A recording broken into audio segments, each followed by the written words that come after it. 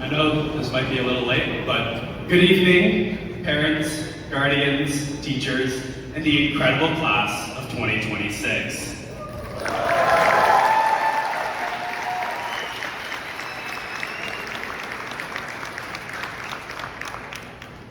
I know what some of you are thinking as you look up here. Wait, they let the guy who missed half the school year for sports events speak at graduation? Yeah, that was my reaction too. But in the wise words of NBA champion and MVP Kevin Garnett, anything is possible. And standing here today, seeing our class graduating, I can truly believe that. For those of you who don't know me, I'm Sahil Sadhu, and it is an honor to represent Thornhill Secondary's graduating class of 2026 tonight. If there's one thing you should know about me, it's that I love volleyball.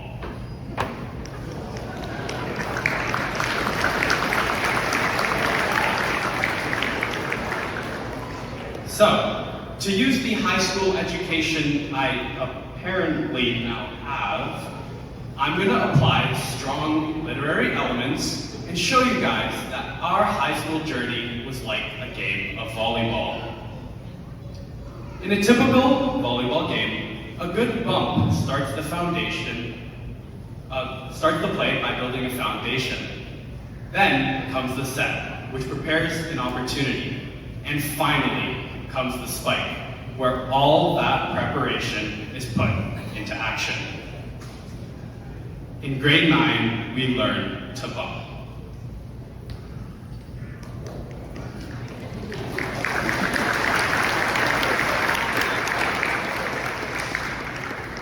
It was our first year of high school, and we learned the fundamentals that built the foundation for what came next.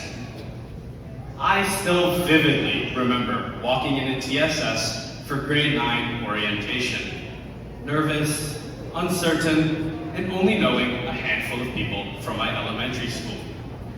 Many of us were asking ourselves the questions, would we belong? Would we find our people? Would high school be what we imagined? Thankfully, our mentors made that transition much easier and helped us feel at home. From scavenger hunts to Play-Doh stress balls to tax mini Olympics, they helped us see early on that TSS wasn't just a school, it was a tightly bonded community.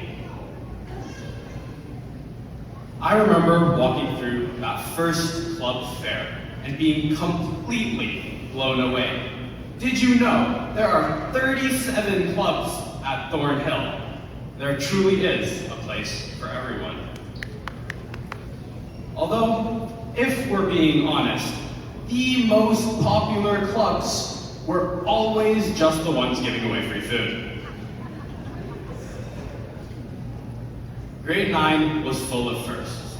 First tryouts, first spirit weeks, first exams.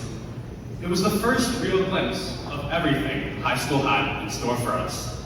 That was truly our bubble, learning to keep the ball in play. Then we learned to set.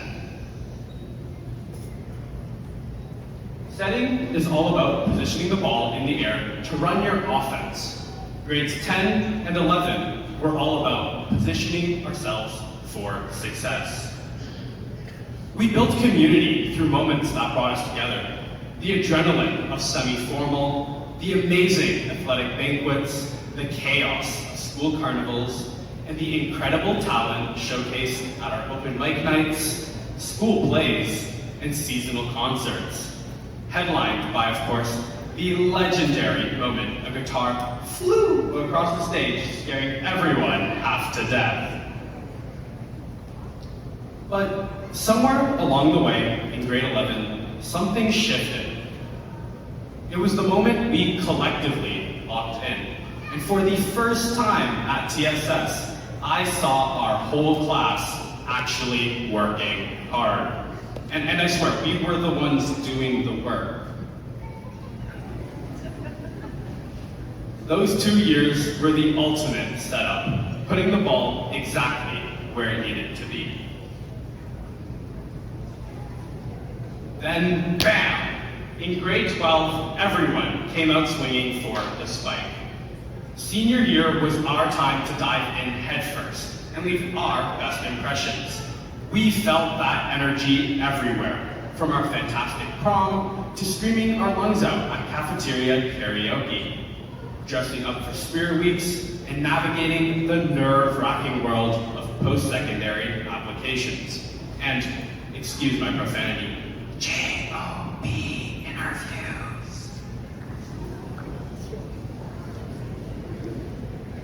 Our TSS math department started the second semester by having us solve a function called senioritis. Yeah, our math department got jokes. And at the time, we all thought, no way, that won't be us. But after second semester midterms, when final marks were submitted, let's just say they were onto something. Senioritis was definitely around. Washroom breaks somehow became 15-minute tours around the school, visiting every friend along the way, to the point the hallways felt busier than the classrooms. This final year has been a pleasure and has surpassed all expectations. It pushed us out of our comfort zones, gave us moments we will talk about for years, and reminded us just how much we have grown. With that in mind, I'd like to leave you with 3 reflections.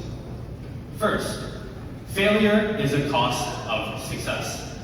I know this because I've lived it.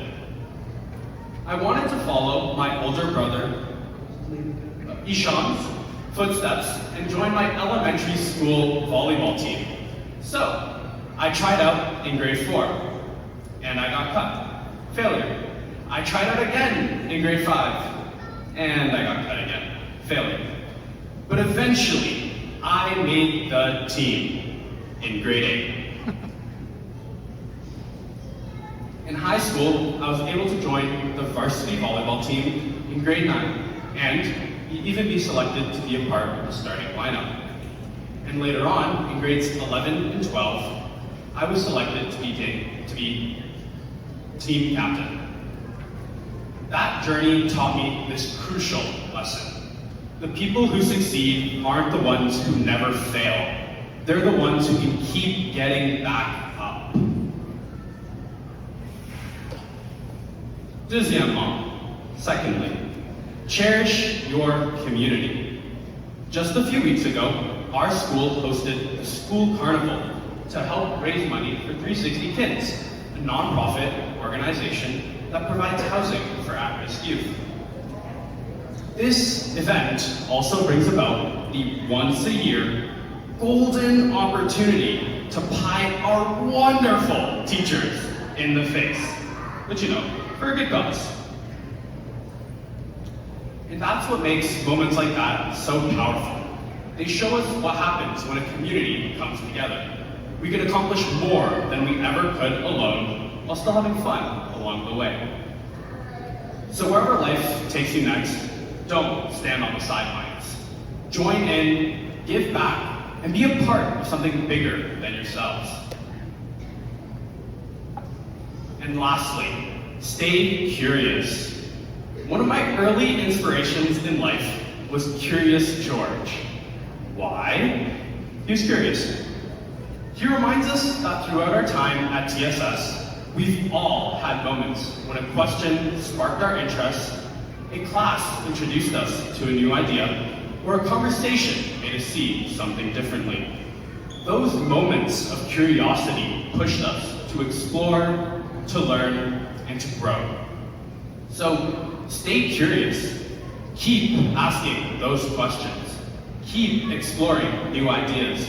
And keep seeking out perspectives that challenge and inspire you.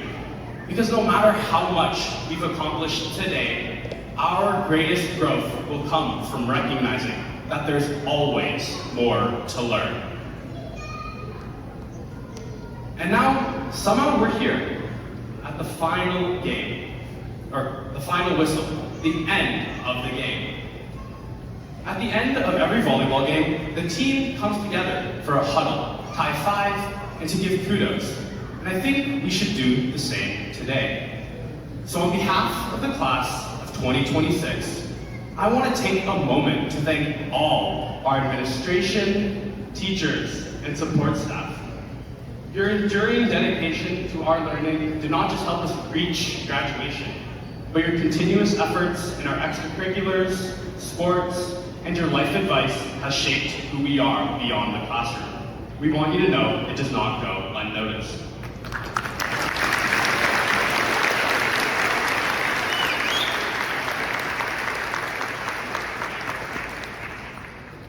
And thank you to all our cheerleaders, our support systems, the moms, the dads, the guardians, the grandparents, the siblings, the friends, the aunties and uncles, for your endless support through our shenanigans.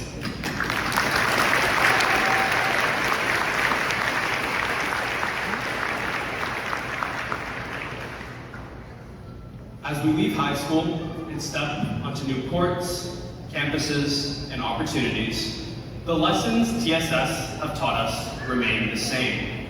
I want you all to look to your left, to look to your left, to look to your right. Good, class of 2026. I mean, this is your team. Trust your teammates. Support the people around you. Be willing to bump, to set, and yes, to spike. Congratulations, class of 2026. I can't wait to see your life take us next.